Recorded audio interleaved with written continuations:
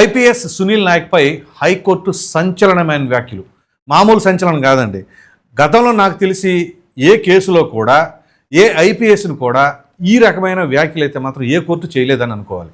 అవేంటో తెలియాలి అంటే ఈ వీడియోని ఎక్కడ స్కిప్ చేయకుండా చూడండి. ఇక వివరాల్లోకి వెళ్ళినట్లయితే IPS Sunil Nayak Bihar cadre IPS. Of course ఆయన రూట్స్ అన్నీ కూడా ఏపీకి సంబంధించిన పల్నాడు ప్రాంతానికి సంబంధించిన వ్యక్తే. కాకపోతే ఇక్కడ ప్రధానమైన అంశం ఏంటి అంటే రఘురామకృష్ణరాజు గారి కస్టోడియల్ టార్చర్కి సంబంధించిన కేసు. ఈ కేసుకు సంబంధించిన దాంట్లో ఈరోజు హైకోర్టు ఏమేమి క్వశ్చన్స్ వేసింది అంటే మామూలుగా కాదు, చెప్తాను మీకు.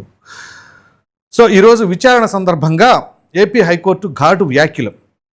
ఎంపీపై కస్టోడియల్ టార్చర్ వంటి తీవ్రమైన ఆరోపణలు ఎదుర్కొంటున్న ఒక ఐపీఎస్ అధికారికి ఆయన ముందస్తు బెయిల్ కోసం వెళ్ళిన దానికనమాట ఇది. ముందస్తు బెయిల్ రక్షణగా మారకూడదు. మీరు ముందస్తు బెయిల్ కోసం వచ్చారు కదా, అది మీకు రక్షణగా మారకూడదు అని స్పష్టం చేయడంతో పాటుగా ఈ విచారణ సందర్భంగా న్యాయస్థానం పిటిషనర్ను ఉద్దేశించి, పిటిషనర్ ఎవరు? సునీల్ నాయక్ అడ్వకేట్, అంటే సునీల్ నాయకే. ఆయన్ని ఉద్దేశించి ఎప్పటిలోగా సరెండర్ అవుతారు అంటే మీరు బెయిల్ కోసం అవసరం, మీరు సరెండర్ కావాల్సిందే అనేది స్పష్టం. నెక్స్ట్, ప్రజాస్వామ్య వ్యవస్థలో ప్రజాప్రతినిధిపై కస్టోడియల్ టార్చర్ ఆరోపణలు అత్యంత తీవ్రమైనవిగా న్యాయస్థానం పేర్కొంది.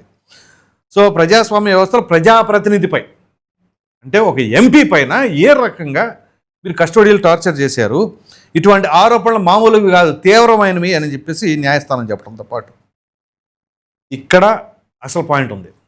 పార్లమెంటుపై దాడి చేసిన వ్యక్తులకు, పార్లమెంటుపై దాడి చేసిన వ్యక్తులకు అంటే ఎవరు? గతంలో ఎవరు చేశారండి? కసబ్లాంటి వాళ్ళు, పాకిస్తాన్ ఉగ్రవాదులు.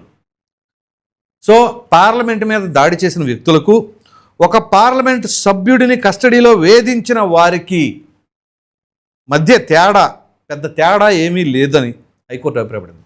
అంటే ఒక పాకిస్తాన్ ఉగ్రవాది ఏ రకంగా పరిగణించబడతారో పార్లమెంటు పైన దాడి పాల్పడినప్పుడు, సిమిలర్గా ఒక ఎంపీని కస్టోడియల్ టార్చర్కి గురి చేశారు అని అంటే ఖచ్చితంగా ఆ విధంగానే ఉంటుంది, పెద్దగా తేడా ఏముండదు వారికి వీరికి అని చెప్పేసి. ఇలాంటి సంఘటనల్లో పాల్గొనకుండా ఒక సీనియర్ ఐపీఎస్ అధికారి తనను తాను నియంత్రించుకోవాల్సిన బాధ్యత ఉందని వ్యాఖ్యానించింది. ఇట్లాంటి వాటిల్లో అసలు ఇన్వాల్వ్ అవ్వకుండా ఉంటే ఎంత బాగుండేది అని చెప్పేసి. ఎంపీని వేధింపులకు గురి చేయబోతున్నారని సునీల్ నాయక్ ముందే తెలుసని హైకోర్టు చెప్పింది. సో అంటే ఆయన కస్టోడియల్ టార్చర్ చేయబోతున్నారనేది సునీల్ నాయక్ ముందే తెలుసు. ఈ వ్యవహారంలో ప్రత్యక్షంగా లేదా పరోక్షంగా ఆయన కీలక పాత్ర పోషించినట్లు ప్రాథమికంగా కనిపిస్తోందని పేర్కొంది. సో ప్రత్యక్షంగానా పరోక్షంగానా కాదు, ఆయన అందులో ఇన్వాల్వ్ అయి ఉన్నారనేదే కనబడుతుంది అనేది. సో అందువల్ల ఆయన స్వచ్ఛందంగా వెళ్ళి పోలీసులు ఎదుట సరెండర్ కావడం మంచిదని హైకోర్టు సూచించింది. లేకపోతే ఇంకా తీవ్రంగా ఉంటుందేమో బహుశా. సో ఖచ్చితంగా మీ అందరికి మీరు వెళ్ళి పోలీసుల ముందు సరెండర్ అయితే మంచిది అని హైకోర్టే వ్యాఖ్యానించింది అంటే ఎంత తీవ్రంగా పరిగణించిందో ఈ కేసును అనేది అర్థం చేసుకోండి. ముందస్తు బెయిల్ కోరుతూ కొనసాగాలా లేక సరెండర్ అయ్యే మార్గాన్ని ఎంచుకోవాలా అనే విషయంపై నిర్ణయం తీసుకుని కోర్టు ముందు హాజరు కావాలని ఆదేశించింది. సో ఆలోచించుకోండి, ముందస్తు బెయిల్ కోసం ముందుకెళ్ళాలా లేదా సరెండర్ అయితే మంచిది, ఆల్రెడీ సరెండర్ అయితే మంచిది మీరు అని చెప్పేసి చెప్తానే ఈ ఆప్షన్ ఇవ్వడం జరిగింది. పిటిషనర్తో సంప్రదించి తదుపరి నిర్ణయాన్ని హైకోర్టుకు తెలియజేస్తామని అన్నారు. ఈ కేసుకు సంబంధించి అన్ని అంశాలు పరిశీలించి న్యాయస్థానం ముందు తమ వాదనలు వినిపిస్తామన్నారు. సో ఈ నేపథ్యంలో ముందస్తు బెయిల్ పిటిషన్పై నిర్ణయం తీసుకోకుండా ఈ కేసు విచారణను రేపటికి, సో రేపు భవిష్యత్తు తేలబోతా ఉంది. సునీల్ నాయక్ భవిష్యత్తు ఏం జరగబోతుంది అని ఎంత హైడ్రామా సృష్టించారండి. ఇదే సునీల్ నాయక్ని బీహార్ వెళ్ళి మన ఏపీ పోలీసులు అరెస్ట్ చేసి తీసుకొస్తానికి అనేక రకాలైన డ్రామాలు. ట్రాన్సిట్ వారెంట్ ఉందా లేదా, అక్కడ ఆయన చేస్తుంది ఫైర్ డిపార్ట్మెంట్లో, అక్కడ లోకల్ పోలీసులు అందరినీ కూడా గ్యాదర్ చేసుకొని మరలా ఆ రకంగా ఇక్కడ పోలీసులను అడ్డుకోవడం, ఎన్ని చేశారు. సో వీటన్నిటినీ చూస్తూ ఉంటే వీళ్ళ ఏ తరహా వ్యవహారం చేశారు అనేది స్పష్టంగా వీళ్ళు తప్పు చేశారు అనే దానికి ఒక క్లారిటీ ఉంది. సో ఒక ఐపీఎస్ అధికారి అయ్యండి ఏ రకంగా ఇన్వాల్వ్ అవుతారు. ఇందులో స్ట్రాంగ్ స్టేట్మెంట్ ఏంటి అంటే పార్లమెంట్ మీద దాడి చేసిన వాళ్ళు, ఒక ఎంపీని కస్టోడియల్ టార్చర్ చేసిన వాళ్ళకి పెద్ద తేడా లేదు. ఇంతకంటే సంచలనమైన స్టేట్మెంట్ ఏదైనా ఉంటుందా? గతంలో ఎప్పుడైనా ఏ ఐపీఎస్ అధికారి పైన అయినా కానీ ఈ రకమైన స్టేట్మెంట్స్ పాస్ చేసిందా ఏ కోర్టు అయినా సరే? సో అంటే జరిగి ఉండదు. ఎందుకు జరగలేదు అంటే ఒక ఎంపీని ఆ రకంగా కస్టోడియల్ టార్చర్ చేసిన ఘనత, క్రెడిట్ అంతా కూడా వైసీపీ హయాంలోనే జరిగింది. అది ఎవరు ఒత్తిడి మేరకు జరిగింది, నిజంగానే ఇంకా లోతుగా వెళితే వీడియో కాల్స్ అవన్నీ ఉన్నాయా, అవి బయట పెడితే ఇంకా ఎవరెవరి పేర్లు బయటకు వస్తాయి, ఆ వీడియో కాల్లో అడు ప్రక్కన ఉన్న వాళ్ళు ఎవరు, అసలు వీడియో కాల్స్ చేసే పిచ్చేంటి, అక్కడ వాళ్ళకి అంత చూపించాల్సిన అవసరం ఏంటి, ఇవన్నీ కూడా బయటకు తీస్తే మరి రాజకీయ ఒత్తిడులు ఏమీ లేకుండా ఈ యొక్క కేసు ఉంటుందా? అది కూడా పోయి కరెక్ట్గా ఆయన జన్మదినం రోజునే ఆయన అక్కడి నుంచి తీసుకొచ్చారు. పోనీ ఇక్కడికి వచ్చి తీసుకెళ్లేటప్పుడు ట్రాన్సిట్ వారెంట్ ఏమైనా ఉందా? లేదు. బహుశా ట్రాన్సిట్ వారెంట్ ఉందా లేదా అనడానికి అప్పుడు ఉమ్మడి రాజధాని కాబట్టి ట్రాన్సిట్ వారెంట్ అవసరం లేదు అని చెప్పే అవకాశం ఉందా? ఏమో అనేక రకాలైన అంశాలు అయితే తెరపైకి వస్తాయి. కానీ ఇక్కడ సునీల్ నాయక్ ఖచ్చితంగా సరెండర్ అవటమే బెస్ట్ అనేది కోర్టే అభిప్రాయపడింది అని అంటే ఈ కేసులో ఎంత తీవ్రత ఉంది, ఆయన ప్రమేయం ఏ మేరకు ఉంది అనేది స్పష్టంగా కోర్టు అర్థం చేసుకుంది. సో దీని వెనకాల ఇంకా మరి పివి సునీల్ ఆయన ప్రమేయం ఏంటి, ఇంకా మరి కొంతమంది పోలీసులు ఉన్నారు, అలాగే హాస్పిటల్ సూపరింటెండెంట్గా ఉన్నటువంటి డాక్టర్ ప్రభావతి, సో అందరి పరిస్థితి ఉంటుంది.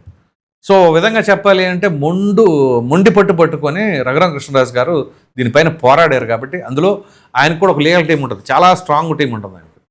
పైగా ప్రతి విషయంలో కూడా ఆయన పట్టు వదలని విక్రమార్కుల్లాగా వ్యవహరిస్తూ ఉంటాడు కాబట్టి ఈ మాత్రమన్నా ఆ కేసు పరిస్థితి ఈ రకంగా వచ్చింది. లేదంటే ఎప్పుడో దాన్ని వదిలేసేవాళ్ళం బహుశా. మిగతా వాళ్ళు సామాన్యులు అయితే ఇంకేముంది, సామాన్యులు అంటే రఘురామ కృష్ణరాజు గారు లాంటి ఎంపీ కాకుండా ఒక సాధారణ ఎంపీ అనుకోండి, అంత ఎఫెక్టివ్గా ఫైట్ చేసేవాళ్ళు కాదేమో బహుశా. ఆయన కాబట్టి అంత మొండిగా ఫైట్ చేశారు. సో ఆ రకంగా ఆయన భౌతికంగా లేకుండా చేయాలి అని చేసిన ప్రయత్నం ఏ రకంగా జరిగింది అని, పైగా మెడికల్ రిపోర్ట్లు కూడా తారుమారు చేసి మార్చేసి చివరికి ఆయన ఆ లీగల్ టీం స్ట్రాంగ్గా ఉంది కాబట్టి ఆ రకంగా అక్కడి వరకు వెళ్ళారు, సికింద్రాబాద్ మిలిటరీ హాస్పిటల్ దాకా వెళ్ళిన తర్వాత అది సుప్రీంకోర్టు ఆదేశాల మేరకు అప్పుడు బయటపడింది కదా. లేకపోతే అసలు ఏమీ లేవు, అంత డ్రామానని చెప్పి కొట్టిపడేసేవాళ్ళు. పైగా ఆయన బైపాస్ సర్జరీ చేయించుకున్న అతి కొద్ది కాలమే 4 నెలల 5 నెలల టైం అంట. ఎంత కిరాతకంగా, ఎంత దారుణంగా. సో ఆ రకంగా వ్యవహరించిన దానికి హైకోర్టు చాలా తీవ్రంగా పరిగణలోకి తీసుకుంది కాబట్టి ఓ విధంగా చెప్పాలి అంటే ఖచ్చితంగా మీరు ఉన్నారు అనేది క్లారిటీ ఇచ్చింది కోర్టు. సో రేపు వాదనలో ఏమి వినిపిస్తారు, ఏంటి, ఏం జరగబోతుంది అనేది కూడా రేపు ఉదయం అప్డేటెడ్ న్యూస్ ఉంటుంది. ప్రస్తుతం అయితే మాత్రం ఆయన సరెండర్ అయితే మంచిది, సరే వాదనలు వినిపిస్తారా మీ ఇష్టం అని చెప్పేసి ఆప్షన్ కూడా వాళ్ళకే ఇవ్వటం. సో ఈ నేపథ్యంలో ఏం జరగబోతుంది, ఈలోపు ఈ సునీల్ నాయక్కి కాల్స్ ఎవరెవరి దగ్గర నుంచి వెళ్తాయి, ఇది చాలా ఆలోచించవలసిన అంశం. ఇప్పుడు ఆయన ఏం చేస్తాడు, ఇక నా పరిస్థితి అయిపోయింది, ఇప్పుడు నేను మరి నాకు దిక్కెవరో అనే ధోరణిలో ఆలోచిస్తాడు. సో దీనికి కనెక్టివిటీ ఎవరెవరు ఉన్నారు, అప్పుడు వాళ్ళకి కాల్స్ చేస్తారు. వాళ్ళు ఏం చేస్తారు, నేను మాత్రం ఏం చేస్తాను, నా పరిస్థితి ఏమీ లేదు అని చెప్పేసి అంటారు. మరి అప్పుడు దీని అంతటికీ మిడ్ పాయింట్ ఎక్కడుంది, అసలు మెయిన్ జంక్షన్ ఎక్కడుంది, అక్కడ దాకా కాల్స్ వెళ్తాయా, వెళితే వాళ్ళు ఎటువంటి సందేశాలు ఇస్తారు, దానికి ఆయన ఏమంటాడు, లేదు నేనేం చేయలేనని వాళ్ళు చేతులు ఎత్తేస్తే ఈయనేం సమాధానం చెప్తారు. ఇది చాలా ఆసక్తికరంగా మారబోతుంది ఇప్పుడు. ఎందుకంటే ఆ సమయంలో ఏదో అధికార పార్టీ వాళ్ళ అండదండలు చూసుకున్నారా, లేకపోతే ఇంకెవరైనా ప్రమేయంతో చేశారా, మరి ఎవరెవరు చేపించారో ఏంటో తెలియదు. కానీ లేకపోతే వీళ్ళకి వ్యక్తిగతంగా ఏముంటుంది రఘురామ కృష్ణరాజు గారి పైన. సో మరి వాళ్ళకి సంబంధించిన అంశాలు ఇప్పుడు ఏమైనా వస్తాయా, వాళ్ళు లేదు మేమేం చేయలేమని చెప్పి చేతులు ఎత్తేస్తారా. మరి ఈ తతంగం మొత్తంలో వాళ్ళు మిడ్ పాయింట్ జంక్షను అని ఎవరని మీరు భావిస్తున్నారో ఖచ్చితంగా కామెంట్ సెక్షన్లో తెలియచేయండి. Thank you.